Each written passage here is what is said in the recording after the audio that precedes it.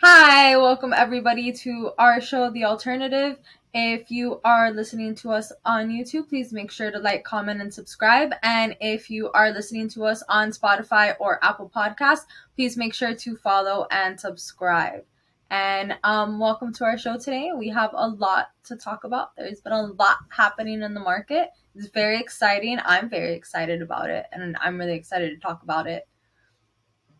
In this episode, we really wanted to focus on the UST Luna crash and define what is a stablecoin and the type of stablecoin UST is, because I think there's a huge confusion on, and then a lot of people are making statements that are false. So we just wanted to add a little bit of clarity to that. Yes, clarity is very important because this whole space is lacking in it. And I think it's really important to just take a step back away from all of the craziness of the market and really look at, okay, what are the actual facts? What are the actual fundamentals of what's going on?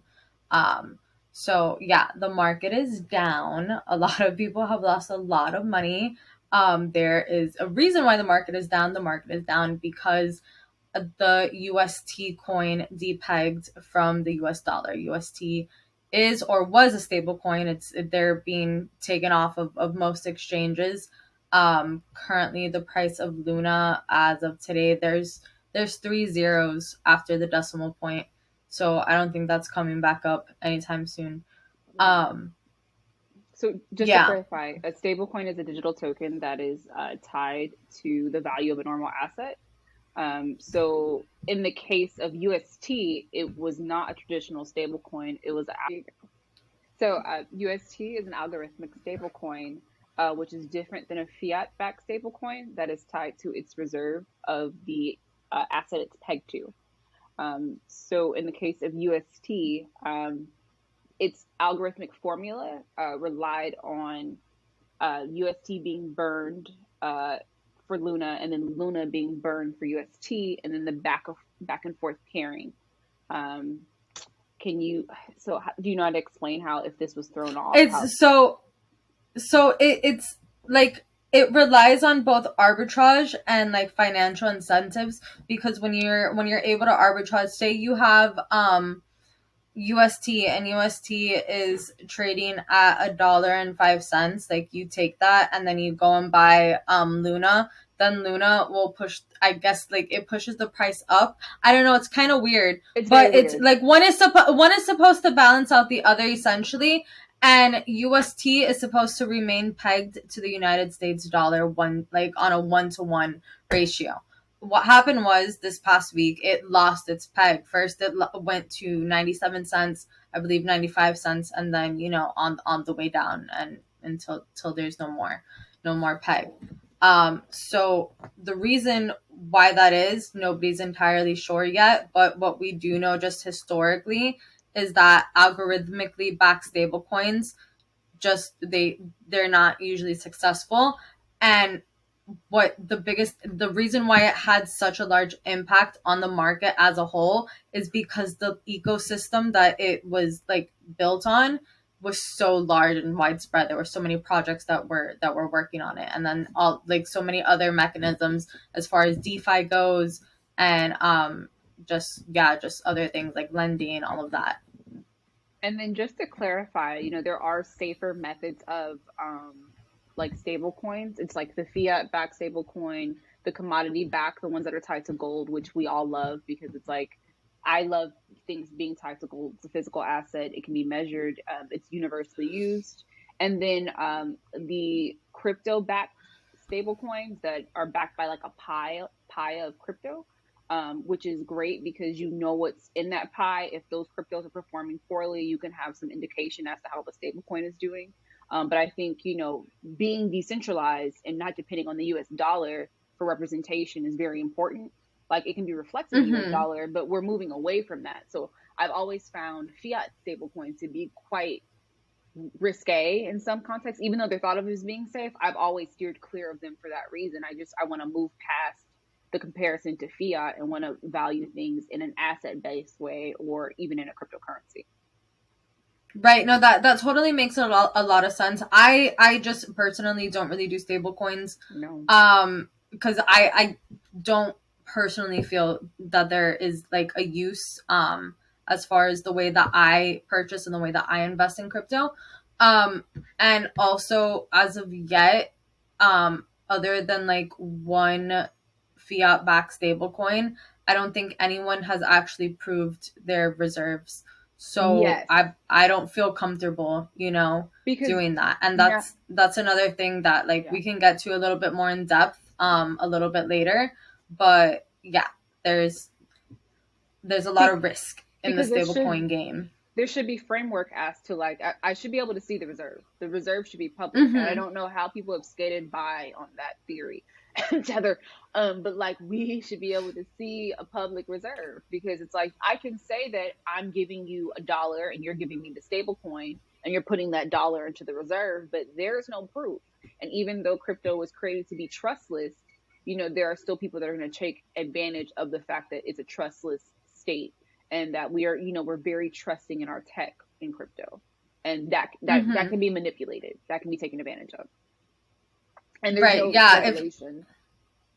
Yeah, no, there's absolutely no regulation, and it's wonderful because people are now calling for regulation.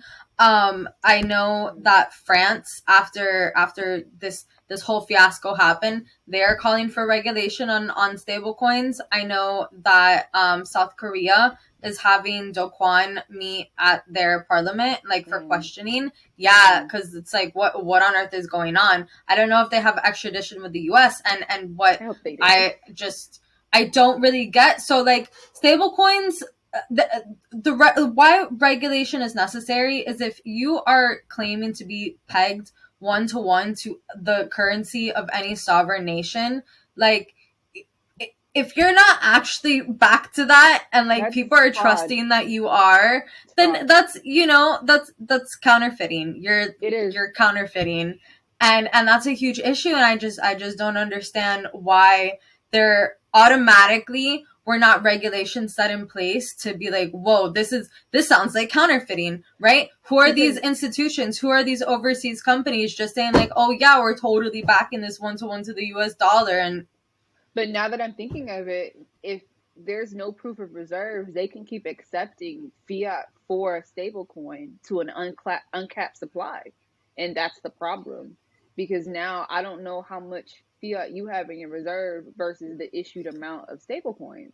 And that to well, so me what is happened?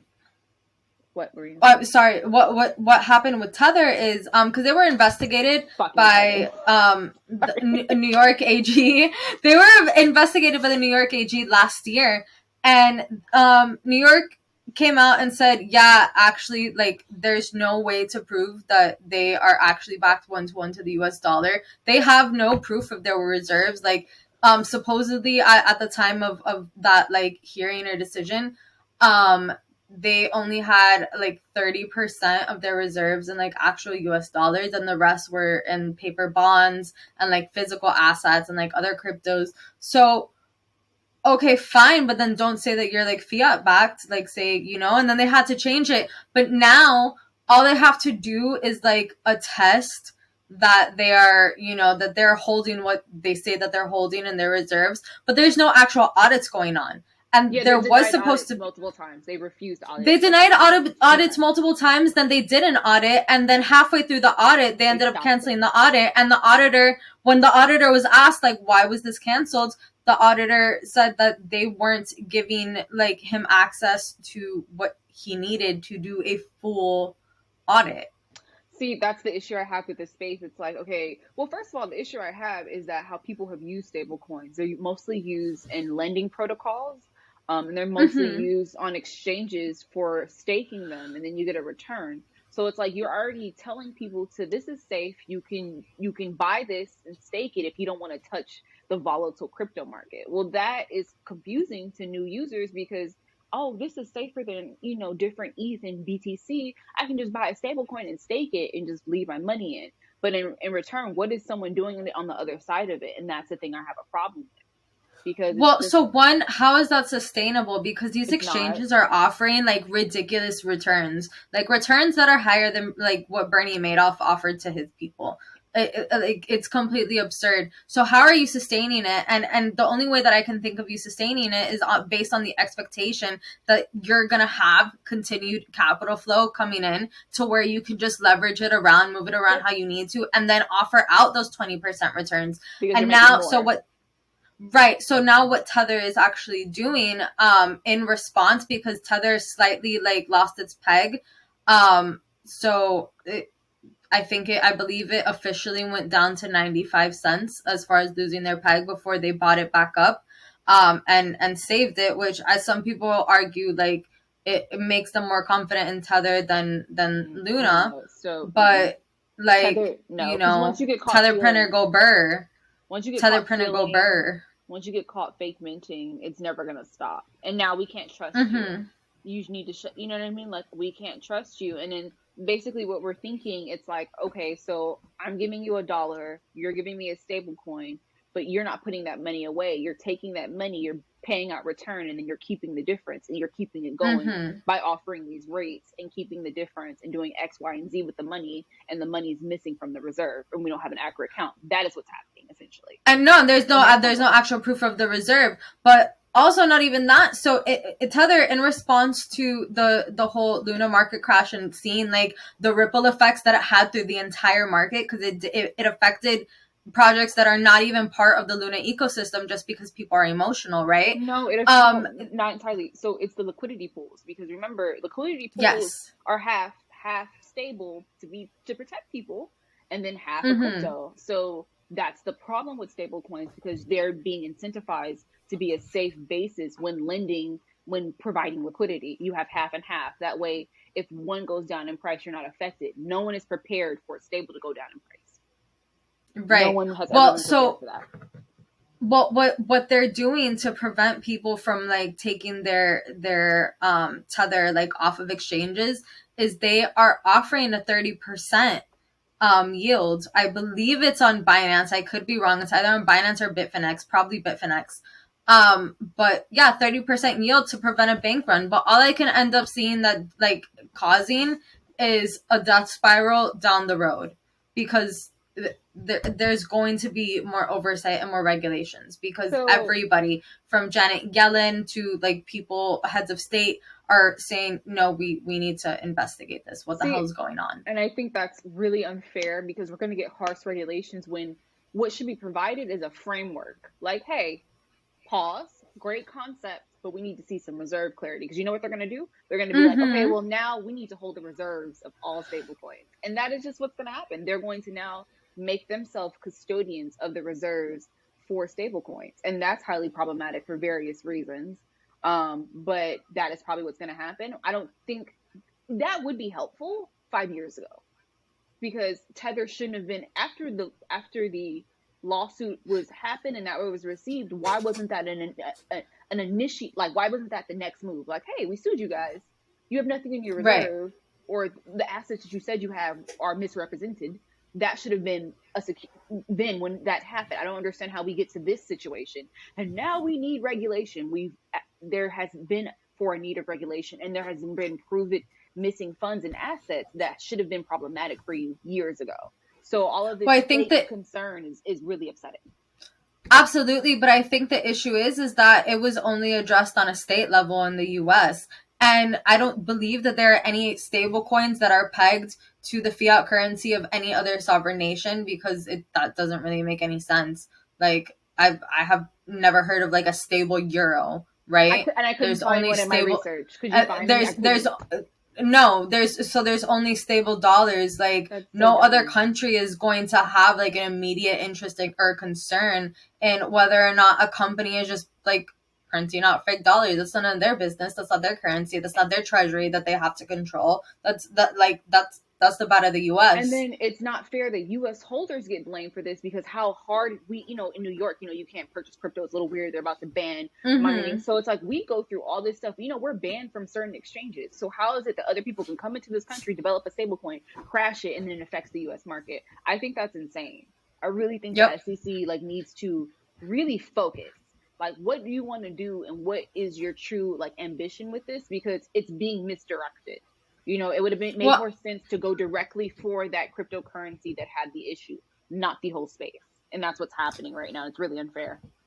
No, and it's not even like the SEC is not the only regulatory body that has a responsibility or a duty to be like, you know what, the country's money is like a thing that we should just not leave in the hands of the reserves, like Yeah. of these like random exchanges. That are Like not public, I because that think it's goes a against- national security. It is. Yeah, I think it's a national security risk. And then when you have like corporations that are on the stock market that they have, you know, some of these projects on their balance sheet, what does that do? It has an overall ripple effect. And this is just one. This is just one with Luna. It is a really big ecosystem. There's a smaller stablecoin that also recently just lost its peg to the dollar. Nobody's talking about it. I believe it's DAI. Yeah, DAI, but the other one, but DEI. Oh yeah, because I love DAI. Yes, yes. It's So fiat and ETH, I think, which is cute, right? Like it's fiat and ETH pegged. Yes. So I just DEI is algorithmic too. I don't know that I don't know. Do you want to Google it? Yeah, I'm gonna Google it right now. Okay, cool. But yeah, it's algorithmic. Of course, it just so everything that I've listened to, like explaining and describing algorithmic stablecoins, just sounds like a Ponzi to me, because all of it sounds like you absolutely have to rely on people like participating in the ecosystem, and if they're not doing that, then that's just very fragile. It's gonna crash, and it can be easily exploited. Especially if someone knows how it works and they know how to throw one side of the peg off and then when to alter. You know what I mean? That person would win, and clearly that's what we're finding out. Algorithmic stablecoins, there's a long history of them failing and just doing a downward spiral situation based on like consistently, like it just doesn't work. It just like I think they have not worked enough times, and enough people have gotten burned, and enough projects have failed that like as a whole, as a collective, we should just be like, you know what? No. I don't think it's not anymore. It's just subject to market manipulation. It's just subject to market manipulation. In a perfect world, if there wasn't a way for people to have millions of dollars of a stable coin and dumping on them, you know what I mean? If that didn't exist, maybe algorithms in a safe world where people actually weren't trying to rob the market. But we don't live there. We don't live in a safe world like that. And there are institutions in the space that we're playing games with now. There are whales and institutions. We're not even talking allegedly. Allegedly. Because I think it's crazy that institutions can own a mass amount of stables and crypto, but we don't get to see, like, you know what, they need to be able to identify their wallets. I think it should be like, this is X company, this is my wallet, so people can be more aware of moves, because it's like we can find out. And I don't know if they are aware of that, or like if there's some misclarity about that, or I just really want to know what the regulation basis is on institutions with their wallet access, their cryptocurrency. Are they allowed to send it to an extensive wallet and perform transactions outside of it? Is there a rule for that? There should be a rule for that. I would love some regulatory clarity on that, because I don't even think that exists at this point. Right. I think right now what they're just doing is like designating a custodian, or like having like a multi-sig like key type thing, so that you need more than one person to be able to like do anything with it. But even still, like people, okay, so you have 5 corrupt people deciding to do something corrupt, like, okay, that's cool. And with that, what if they have multiple wallets on different exchanges? That's another issue, because it's just like, well, there are wallets. I mean, it's a double-edged sword, because if you want to require wallets to have KYC, like, are we going to, you know, specify in whatever regulations that come forward that if you're an institution, that your crypto wallet has to be KYC, but if you're an individual citizen, then, like, you know, have your privacy.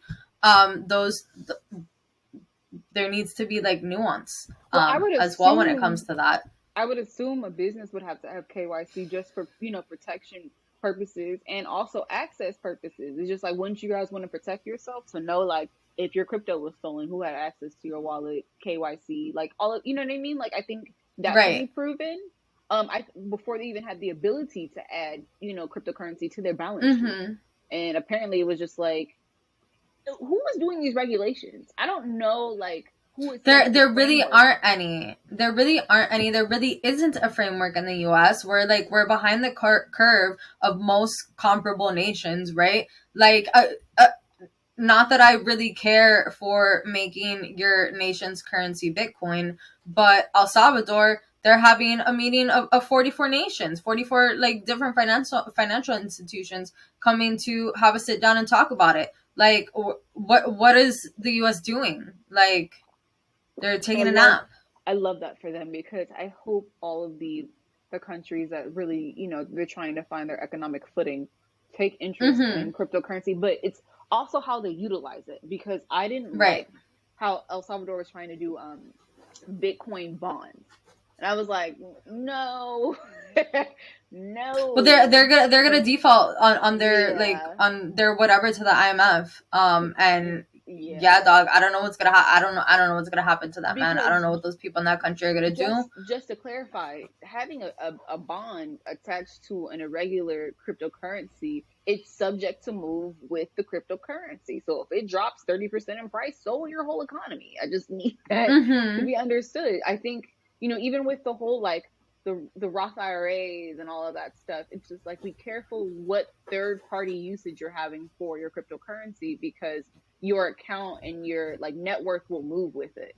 And if you need to access it immediately, that will probably be problematic for your space or yourself personally. And I don't think people are Right. grasping that. It's like, how do you utilize it? I can understand people like maybe like taking all of that cryptocurrency and staking it in a massive pool for your country, and then using that staked amount to manage and do finances. That's a great idea, because you're saving. Or maybe even like having foreigners borrow from your crypto, like putting your cryptocurrency in a large collateralized loan, and then having people borrow against it, and then receiving the fees from that, and creating a buy system for Mm-hmm. your whole country. Like, Yeah, through the interest. yeah, it's just like, you can't just we can't apply traditional finance to crypto. I think if we're going to have that thought process, what's the point?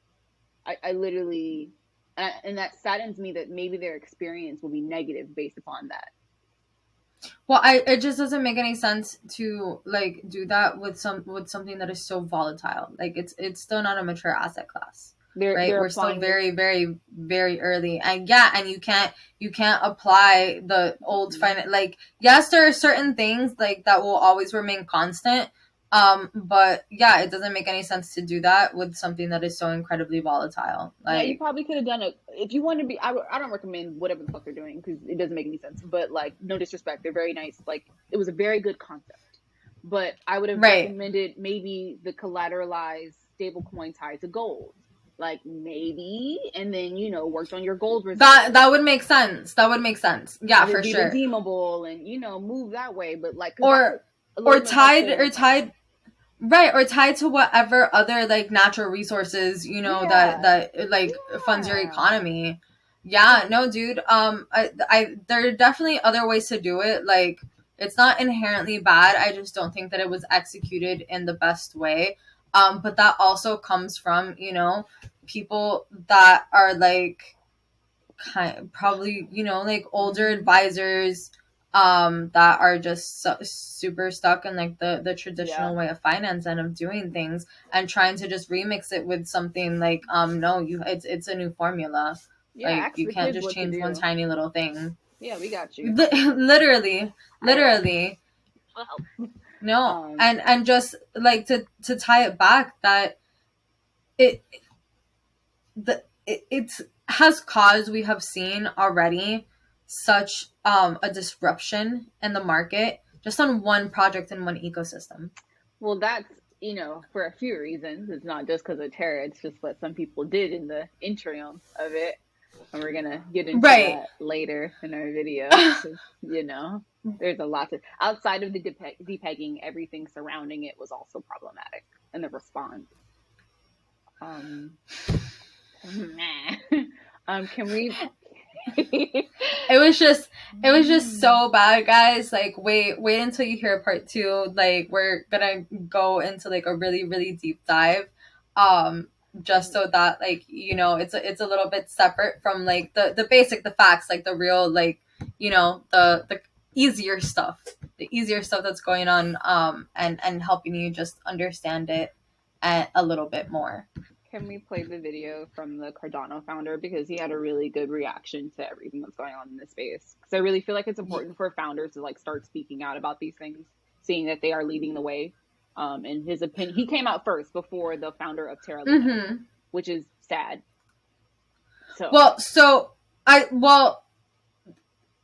I'm not gonna say, I won't say that.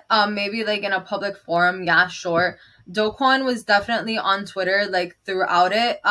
Granted, in the first few days, Dokwan was like kind of mocking the whole situation, and then when Terra lost its peg, then he was like, "Hey guys, we're working on something. You know, we're gonna do what we can and unleash our reserves to try to defend the peg."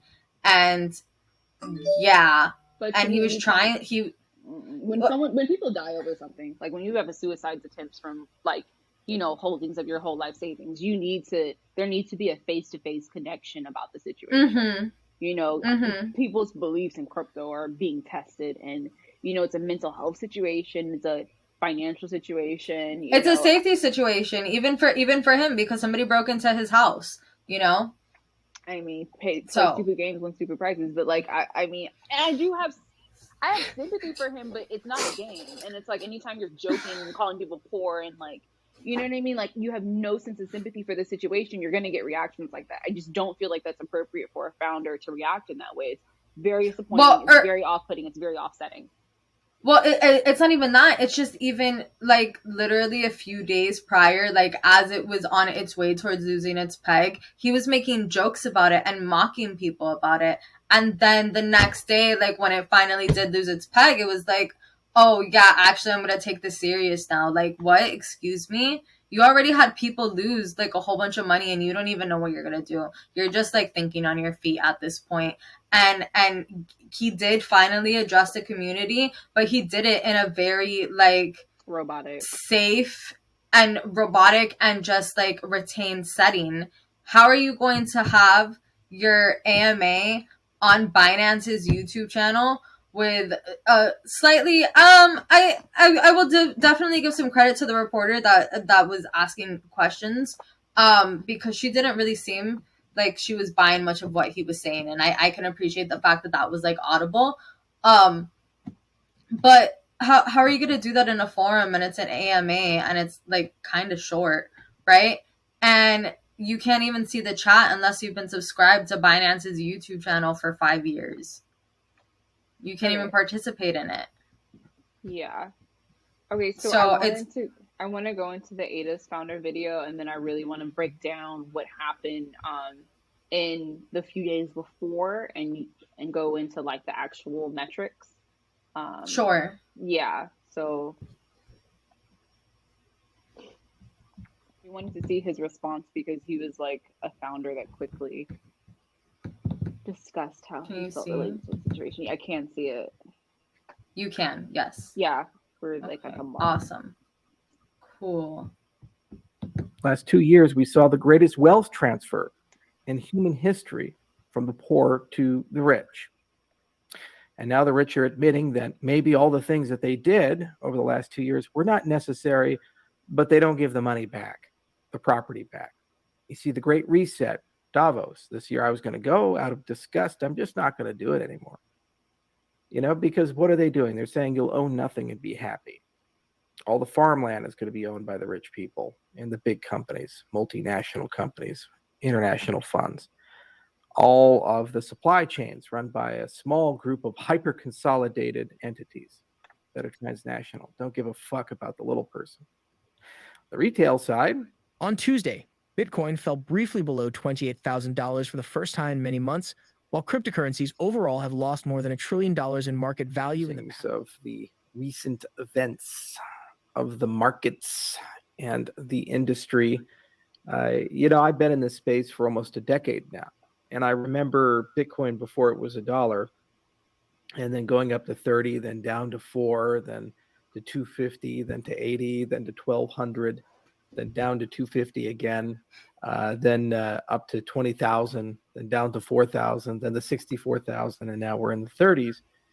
And I remember all the events, the collapse of Silk Road, the collapse of Mt. Gox, all the various interesting ventures throughout the years, like Mastercoin and Color Coins, and a litany of other things and concerns. And no matter where I go, what I do, it always amazes me that there's this constant rhyming of the attitude. So the old guards, nothing phases us anymore. We've seen everything twice just to make sure we didn't miss anything. The new people, the minute that something occurs, like, for example, the collapse of a stable coin or the collapse of BitConnect or these types of things, then they say, oh my God, this is the end of crypto. Everything is over. Oh, we're all going to die. The markets are over. The dream is gone. What's happening right now is there's over $300 trillion. So You said pause it, right?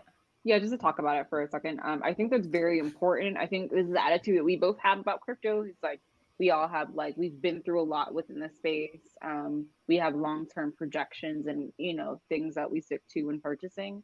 And I think that's hard for newer investors to understand when they come into the space, that they're looking at every single situation and then they're making a judgment call on the crypto space based upon these situations. And it's just like, well, the crypto, sphere is like a universe at this point. There's a lot going on in each sector. Some may pull at it, but in terms of destroying it as a whole, it's a little hard, very hard to do. Sorry to interrupt you, but that, and also, like, you have to account for just market psychology. If something is happening in the market, like, fundamentals are so important. Like, what caused this? If there's a big dump in the market, what caused it? If you find out what caused it, do a little bit of research and analysis and say, okay, is this, like, affecting, like, certain things, or is this affecting everything? Is this because there's, like, a coming ban on crypto in my country, or is it because, like, one project screwed up and it just kind of took everyone with it for a little bit? But I know, good things are good. They're going to come back up. You also have to take in, like, the life cycle of a market, like, of a bull run. You also have to understand that, like, people are emotional, and if they see something tanking, like, they're gonna freak out. Of course, you don't want to lose your money, but that you shouldn't be investing anything more than you're willing to lose. Like, you have to figure out, like, what is my point, that if I lose this, I'm not gonna want to be here anymore. And you cannot, like, approach that point. Like, take that and cut it in half, and then that's your limit. Also, like, you have to understand, and it's so funny because people say, oh, when you invest, buy low and sell high. It's so easy. And then when it comes time to buy low and sell high, nobody does it. Nobody right now. Yeah, like, right now you should be scanning prices and seeing, like, or people are selling low because they're scared. See, and that's another thing I have an issue with. You guys are like, crypto dumps. Yeah, if you sell it low, if you sell it during the crash, why would you sell it during the crash? When crypto's at 100%, 200%, you're getting 300% returns. I don't hear a cry. I don't hear a single tear. So it's like, you have to keep that same energy. You have to navigate the space in the highs and the lows. That's the only way you'll make it in crypto. And if you don't, stop participating in crypto. Well, not to be rude, but, like, don't do it. but also you have to understand, like, crypto is giving people returns legitimately, hundreds of percentage points. The stock market, historically, S&P 500, if you get between 4 and 6% return annually, you had a good year. So if you're making hundreds of percentage points in gains, like, be happy and be grateful with that, it's just like profit. People, there's no reason take profit 1,000%. And, like, people who said, oh, my account was fully in Terra Luna, I never took profit. Why didn't you take profit? Like, you have to understand, we're in an evolving market. Why would you buy something at 60 cents, hold it to $100, like, and never like divide a portion into another cryptocurrency, like, Or or at even least cash out a 20%, percentage. 20% into fiat. That's 20%, the bare minimum. So that you can never say, wow, I never got to actually use this money in real life. I never got to utilize it and like buy a sandwich with it. Go buy a sandwich, okay? With your crypto. So you know that you actually were able to do something. Right, or a Bitcoin pizza. Bitcoin pizza. Bitcoin pizza you'll ever eat in your life. That's funny. I will always regret that for him. Do you want me to keep playing? Yeah. Okay, cool. Dollars of institutional money floating around the world looking for a home. The last 20 years in particular, there's been a hyper acceleration in the printing of money. This is what Ron Paul was talking about, all the Austrians were talking about, and nobody really listened to them. America went from $4.5 trillion in a national debt, a surplus, to over $30 trillion, and the prospect of a 3% interest rate, meaning it costs you $1 trillion a year just to service your debt. This is not healthy. The world economy is not healthy. And there's now the biggest division ever between the retail investor and the institutional investor. The institutional investor, they have basically a mandate to go and push somehow, some way with their trillions of dollars under management, 10, 15% returns. Now, 10, 15% returns on top of inflation of 20%. They're doing all kinds of monkey business and shenanigans. Why is it your homes are getting so expensive? Well, because the BlackRocks of the world and the massive private funds of the world are going and buying regular, everyday 3-bedroom, 2-bath homes through big aggregators. And you wake up and you see a $250,000 home become $500,000, $750,000. Can you afford it? No, because wages don't track with that. It's a good investment for them. It's a good hedge at the moment for inflation, but it's not permanent. Okay, so this is interesting because he's applauding how these institutions are basically moving into different sectors out of desperation. So I don't understand how, from a regulatory stance, how that's okay. And that makes me very skeptical when I hear about institutions moving into crypto and attempting the same thing. Because now I feel like the way they navigate real estate and secondary business modules, you know, in these institutions, they're going to accumulate crypto and dump it whenever they feel the need to. And that's very problematic for the space because people were thinking, oh, this is dumping. No, your favorite institution just sold 40 million worth of it because they felt like it on a Tuesday, made the market go down, and then rebought back in at its lowest point and then made a 20% return by buying and dumping crypto. Right, and they're just considered like being a market maker. That's not fair. That's not right. Yeah, no. But I mean, it like it not to say that it doesn't happen, obviously, like in regular like forex trading, because it does, obviously not to the scale or extent because it just does not have the volatility that crypto does. But yeah, I mean, yeah, like it's definitely a thing. Because I feel like there's limitations, like with certain accounts, like you can't buy and sell on the same day. It has to be like, you know, there are certain limitations where they're not allowed to dump like that. But in crypto, no rules. So and they know that. That's why they're doing stock plays in crypto, and that's kind of what we're seeing. It's like hedge fund bets in crypto. Yeah, and because it's like kind of easy for them. I most of the people that are in the crypto space, unfortunately, are not sophisticated investors. So when they go up against the sophisticated institutions, like they already know that they have the upper hand, and that they're going to liquidate a lot of people. And oh well, too bad, so sad. Do I agree with that? Absolutely not. Like I think it should be abolished, right? I think that shouldn't be allowed.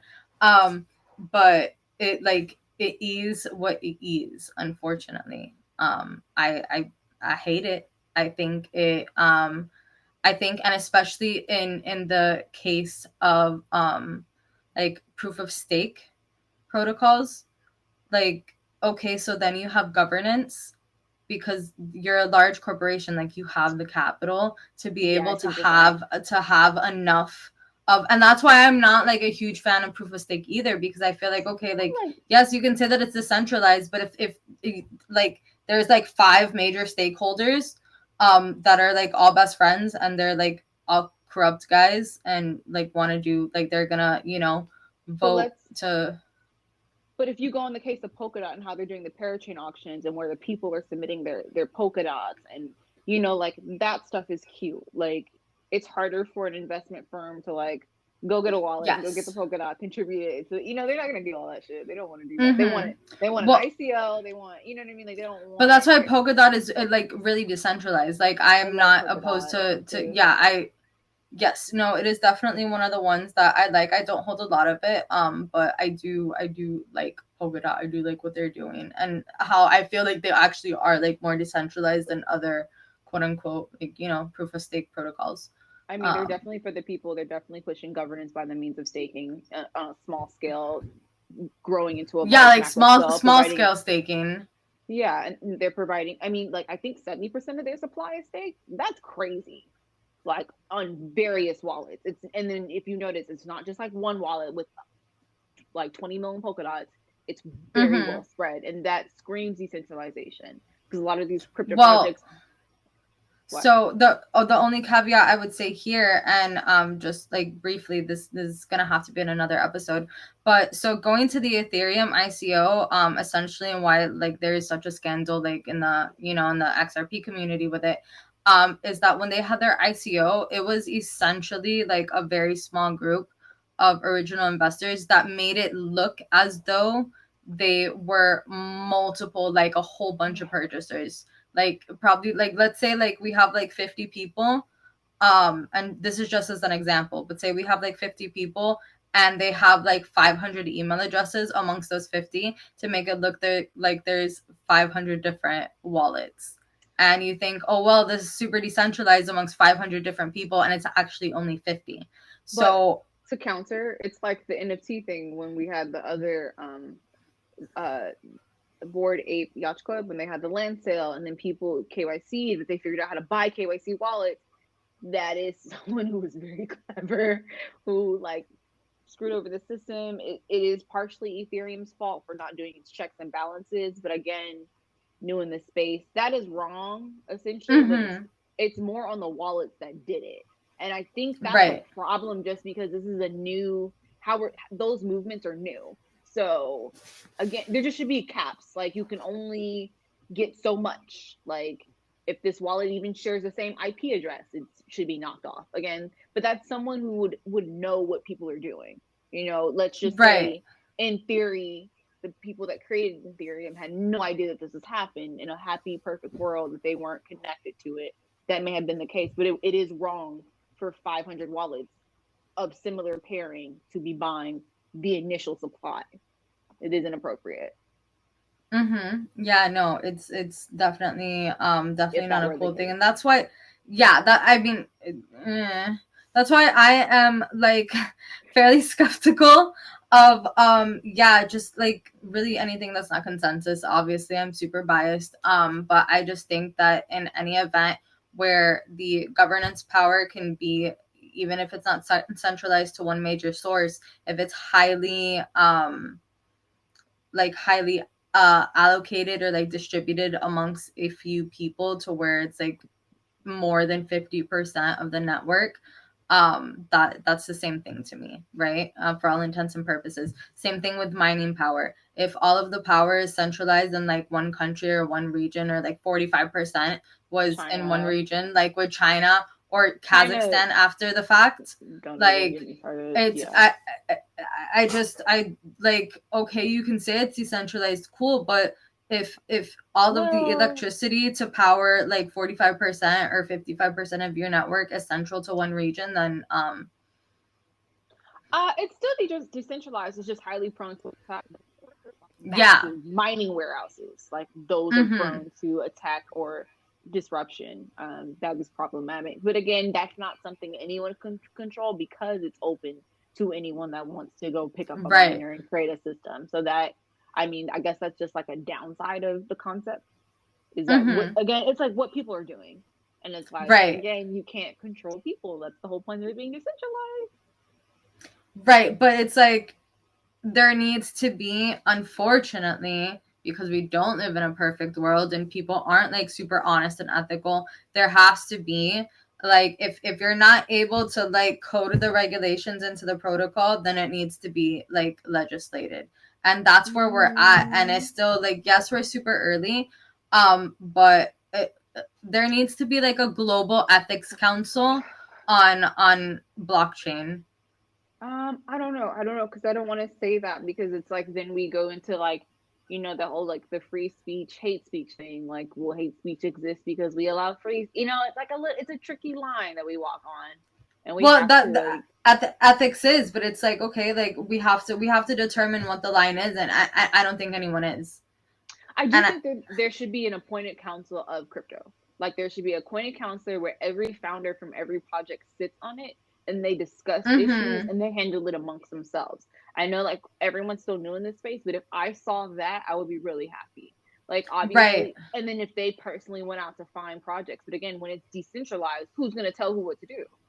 Like right, who's going to come and tell someone else about their project? But if it was a council that people agreed to participate in that could correlate with regulation so that the mm-hmm. regulation isn't coming directly from a entity that doesn't know what the fuck they're doing, that would be Right, great for everyone in this space. Like, oh, the yeah, council has reached out to them, we have communicated, we are working on it, there is something to be done. That we don't have, you know, US officials sanctioning you and then like, like no, like so I would love that. I would be so open to that opposed to whatever weird US regulation that is going to happen in this stablecoin situation that we don't even know the outcome of it and how far it'll go down to hurt all of us. If well, so.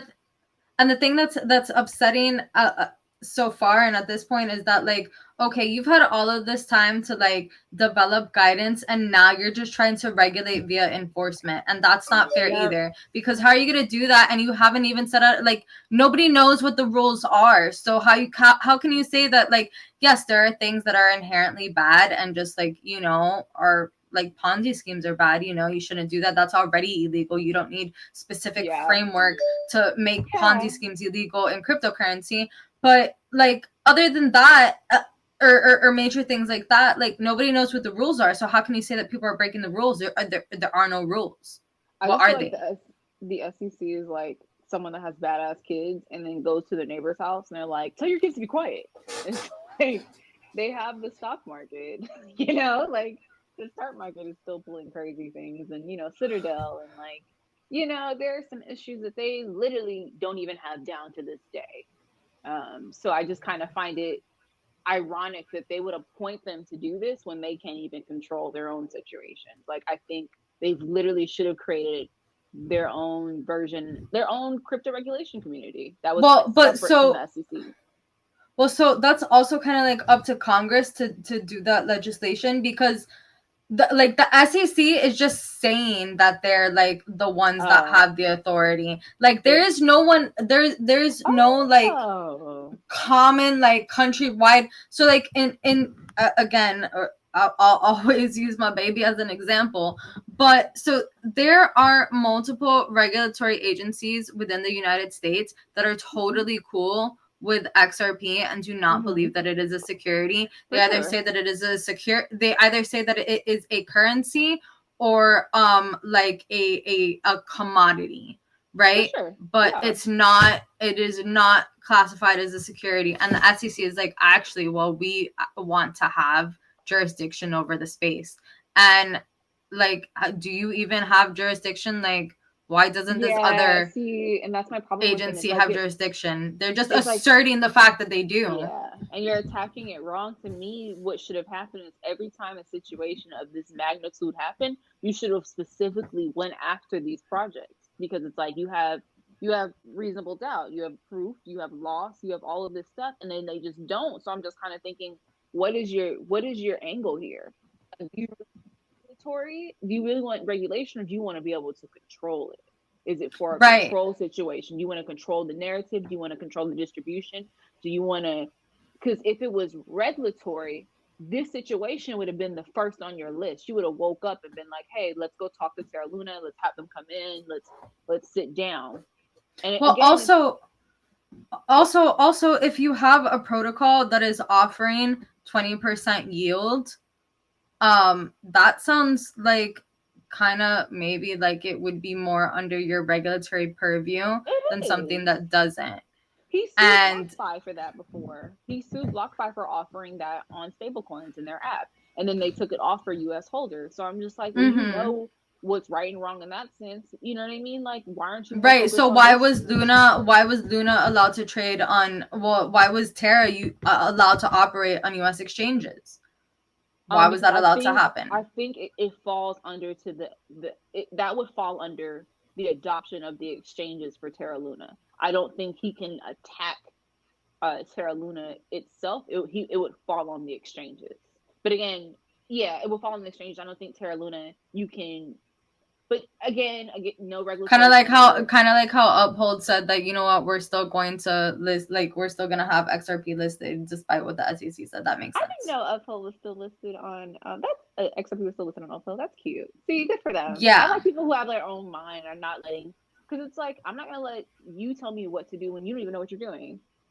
Right, Because exactly. And that was their specific stance. Like when the lawsuit cool. was dropped, yeah, they came out and said that like until it is determined, like then we will stop. But if it's not determined, we're not gonna stop. The only well, one And of the criticisms that I have of Uphold is that I believe it takes like 45 days to move your crypto off the exchange, which is what really the fuck? annoying. Yeah. Yeah.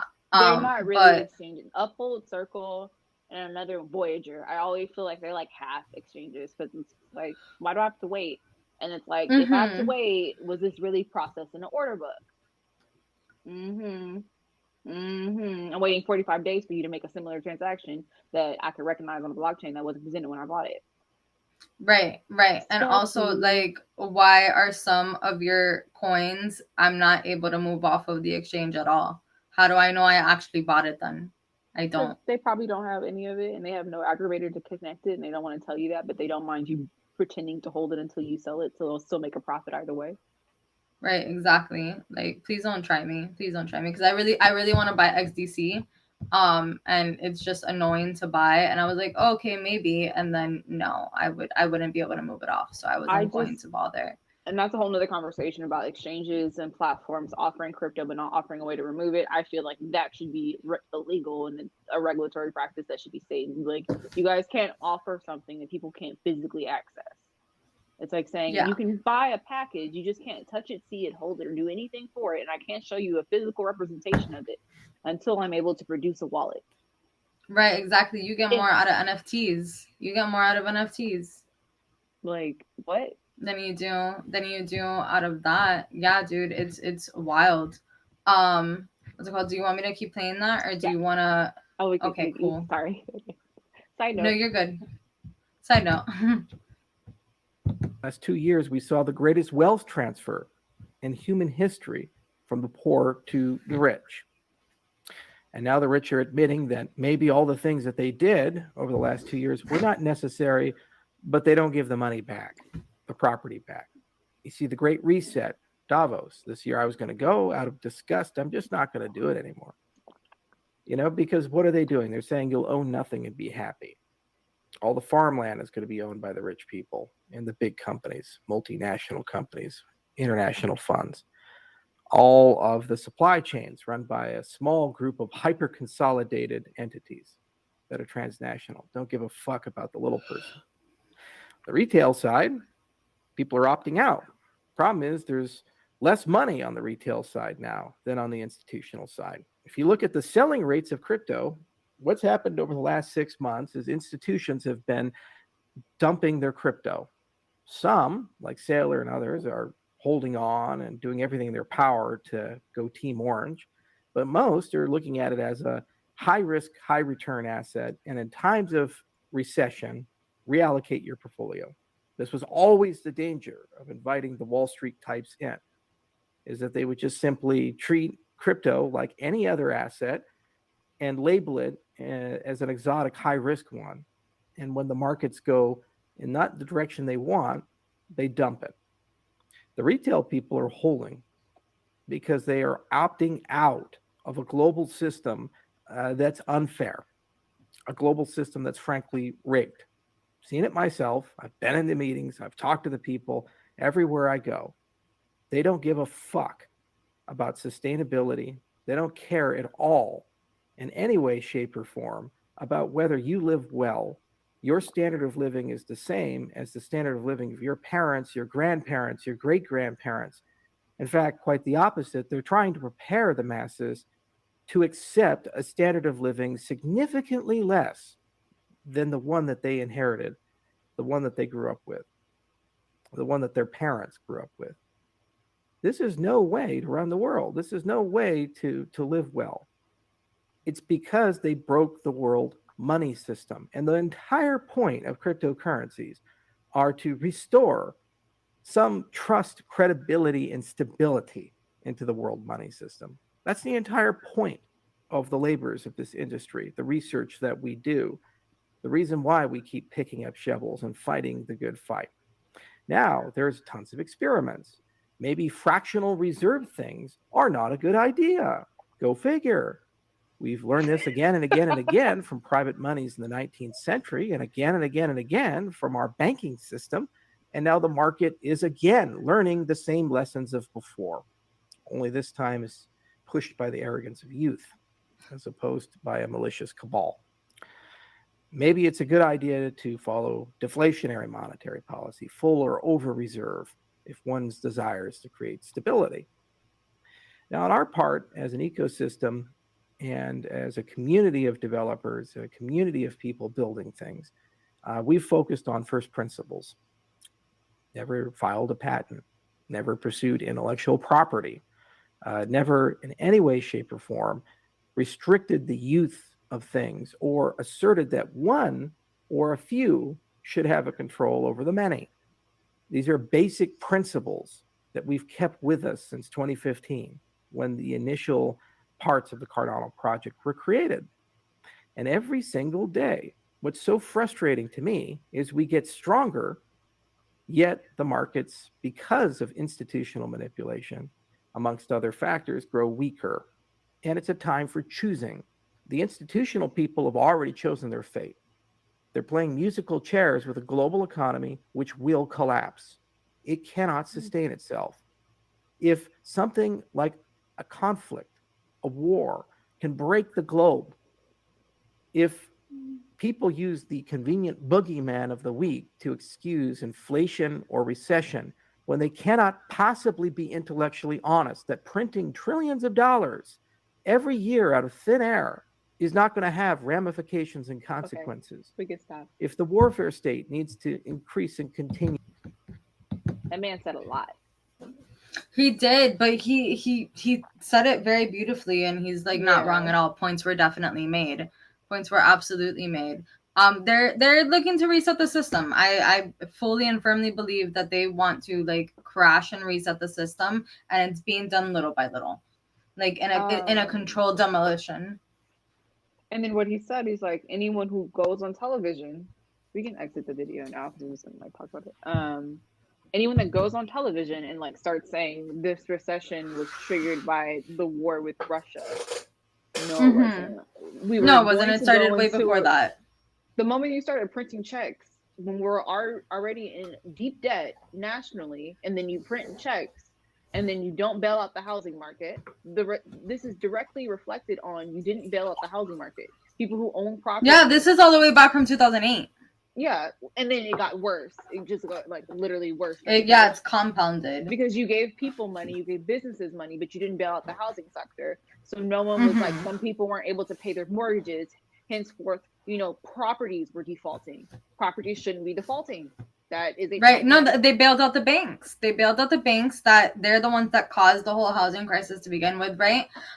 So they bailed them out. They didn't bail out the people. What happened again? COVID came. Who did they bail out? They bailed out the businesses. They bailed out the stock market. Yeah, they cut people $1,200 checks, and like people are saying, "Oh no, your two $1,200 checks that you got is what."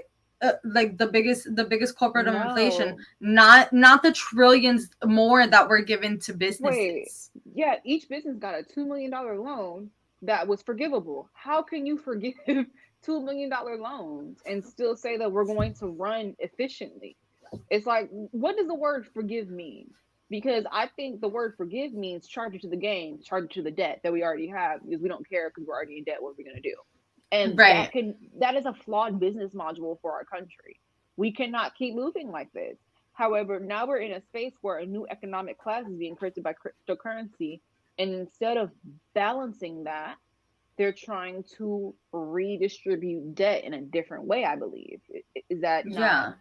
kind of, and that's the problem. I think the issue with that is that us as holders of cryptocurrency, we don't want that. We don't want redistribute uh, debt in cryptocurrency. We literally want to utilize our money, protect it, save it, stake it, use it in different like dApps, play with it, send it. But we don't want to start creating debt pools in crypto. And I think that's how the US economy is looking, is like, how can we consolidate? How can we move this over? And these institutions are like, how can I benefit from the lack of knowledge? And it's just like, no, you're not going to do what you just did to the US currency. This is not a game. We're trying to get away from this. And you're literally inviting the same behaviors. And we as a people are noticing it. We have to, and to me, it's so powerful for him to sit here and have this conversation, because he doesn't have to have this transparent conversation with us. He doesn't No, have he to doesn't. sit here. He is the founder of Cardano. He should. He should, but he doesn't have to like keep it 100 with us. He literally doesn't. He can just be like, "Oh, good luck, guys. You know, I'm doing my own thing with my own tech." And I really appreciate this conversation, this video, this transparency, and I appreciate where his head is at. You know, like Right. and it makes me respect him as a founder, because I feel like we should all be in this space. We're not in here to like do scams, run scams, rob people, mislead people. We're literally here because we want to control our financial future and change the way we handle money and the way we deal with our finances in this country, and take away our dependency on banks. And Right. that's not the same reason everyone is into crypto. Right, that and also just to embrace like a whole new technology, right? That is hopefully going to just make things better in in various sectors, right? Yeah, of Technology course. usually does that, and it's good. Like, why are you going to take the opportunity to ruin something that could be beneficial to so many people just because you want to come up on more money than what you already will ever have? And this is definitely in reference to the corporations. Like, yes, there are individual bad actors, and they are a problem as well. But I think there has to be like a certain level of like corporate financial responsibility that is going on here. We're playing with thousands, they're playing with millions. Right. We're stacking our pennies next to their dollars. Like, no, you're playing with millions to billions. They're buying 400,000 of something and then dumping it on a Tuesday, picking it back up at sales price. Like, that's not the intention behind it. And I know this is sad, but I know we wanted the institutional money to flow into crypto to like pop everything up. But now I'm just like, have like adoption. Yeah, but now I'm just at the point where I'm just like, I'd rather have been a slower rate. I'd rather they have not have figured out what's going on, because they're fucking with the market. And it's like, and they're messing with the market, and then they're hiding their hands. And then when these situations like Terra Luna comes up, they're like, oh, what's wrong? Is everything okay? Well, maybe we should like, and then BlackRock's going to be like, yeah, I know. That's why we have the USDC reserves, because we can hold it. We have a reserve that we can see, we can maintain it. So maybe we should all switch to that mechanism. Like, let us lead you guys there. Like, and weren't they supposedly like part of the bet? Yeah, we're gonna get into that next. Okay. Yeah, because that deserves its own little time frame, because we have to literally look at it. Because I've never not been involved in something and then went on Twitter to tweet about my lack of involvement. So it's kind of strange. Yeah, that's beautiful. That's beautiful. Yeah, because wow, just the audacity of people in this space. And I just want to make one more comment. I know everyone, but he made. Hold on, you broke up. Oh, sorry. Can you hear me? Yeah. Okay, so I know everyone talks shit about Cardano, but I really wanted to make a point that just because a project price has nothing to do with crypto. I know everyone thinks like, oh my god, this is worth $1,000. Like, price is not reflective of the tech behind crypto. Because remember, like, there's a lot going on behind the scenes. price is not reflective. You guys are looking at it from one angle, monetarily. I don't care. I'm looking at it from a tech basis and what this is going to do and what it's going to do in 5 years. And when we all have to use this blockchain for a specific task, that's the money. That's the real reflection of money. So, you know, maybe Cardano hasn't been financially successful and maybe they've had slow development, but maybe this is why, because you probably have a founder that doesn't give a fuck about money. He's like, I want my tech to be right. I want to work on this. I want it to be solid, you know, and he's always wanted to start with a staking mechanism because maybe he has a long-term play. That's just my thought process. And just because a project is worth a lot now doesn't mean it's going to be worth a lot in the future. So stop using that as a way to gauge projects. Stop. Right. Yeah. It's especially in a market that is, one, again, just so nascent, and two, so highly manipulated. This boy condescendingly the other day told me that that I needed to look at the charts because the price of like this one project was so bad, and I'm just like, no, like first off, we can do a little bit of TA, but like, and I also don't know what charts he was looking at, but yeah, like the charts just aren't all it. I would say, like, yes, charts are important if you're going to be trading. Charts are important if you're looking for a good entry point or a good exit point. Yeah. But if your strategy is to long-term hold and long-term invest, like, know what you hold, know the fundamentals of your project, and know the team, know, you know, all of the important things behind it, and that is going to be way more important than the chart any day of the week. So yeah, I think that is an important note.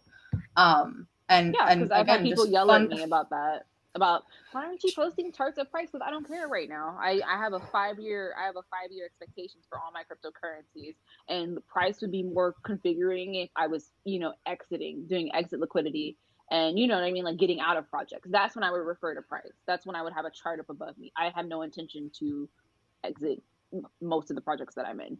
And then in terms of entry liquidity, I look at the charts. I'm like, oh, that price is agreeable. I'll buy in, like that. But it's like, I'm not staring at a chart. I have like price alerts, and you know what I mean. Like, I'm not gonna sit there every 5 seconds. Or if that was the case, I would do a buy limit on Bitforex. Like, you know what I mean. Like, I'm not gonna sit there and stare at something when I'm clearly aware of what's going on in the space. Everything's crashing. Everything's weird.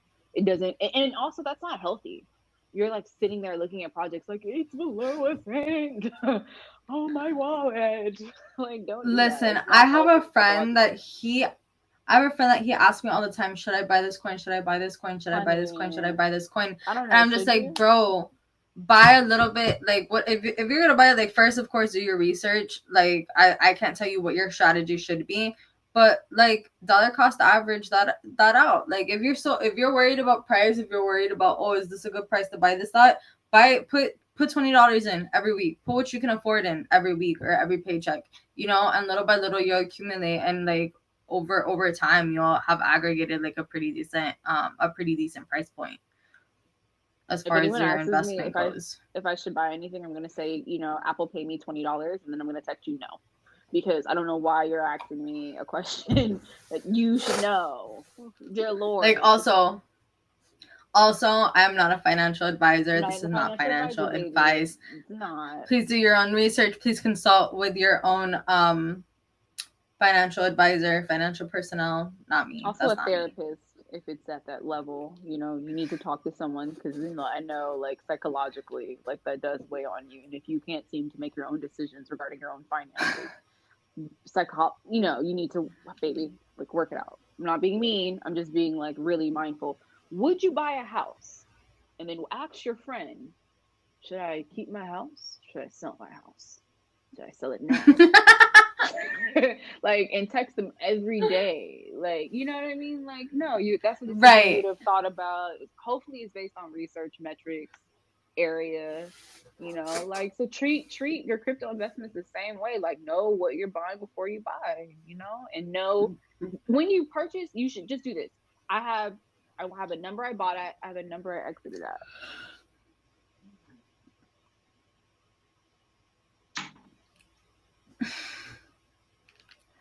But I have a number I purchased at, and then I have a number that I exited at. You know, not financial advice, just common sense. Yeah, no, that's super important. Super, super important to keep in mind. And it'll keep you from, like, wanting to make bad decisions if a project happens to fail, right? Nobody wants anyone to make bad decisions. But if you have like price targets when it drops a certain price, you'd be like, all right, well Yeah, maybe you'll be notified. Yeah, like you already know, like you already came to terms with this is where you're gonna pull out. I'll split my portfolio, maybe I'll get my initial investment out, maybe I'll just get out entirely. I don't know. Yeah. Yeah, no, that's super important, and that's also like a just a good plan to have. Everyone should have an exit strategy. And everyone's exit strategy is different because everybody's risk tolerance is different, and everybody has different plans with what they want to do with their money, but you definitely have to um make sure that like you have that plan set in place for you in the event of market crashes, in the event that you didn't do a really good fundamental analysis, and you may have like bought into something that looked super stable and looked like it was a really great project and a really great idea and a wonderful ecosystem, and it turned out to be something that was just incredibly fragile Your your and run by a guy named Dokwan. your life savings should not be in any project. That is Mm-mm. unacceptable. Your life savings, you Nope. need to always take profit at some point, but I don't want to hear any comments. My life savings is in a project, or I took all of my 401k funds for the past 4 years and I bought it. No, don't do that. And we're in a weird economy. Like we have institutions moving in crypto. We have it's not we're not in the normal space we were in 2017 and 2019. Like this economy is different, so you can't use the same previous methods. You have to really think about your choices in this market. Right. It's getting harder and harder to come up on scam projects. Hmm. Um Without getting like like, hmm yeah, just completely hmm completely caught up in it. It's getting a not lot even harder to scam do projects, that. like not well thought projects, like like Right. anything that's like That doesn't too. have the fundamentals, or just like, oh, this is fun. You know what I mean? It's more than likely to, because it's going to get exploited by either high Right. use, someone that knows how to exploit it, or someone, or a project that wasn't prepared for volatility that's also happening because people are rushing to each project with money, like the whole node thing. Thank you guys for watching our podcast episode 2. Please follow our Instagram, YouTube, and Twitter accounts, where we tweet, post stories, and talk about everything going on in the crypto space daily. Okay, thank you guys.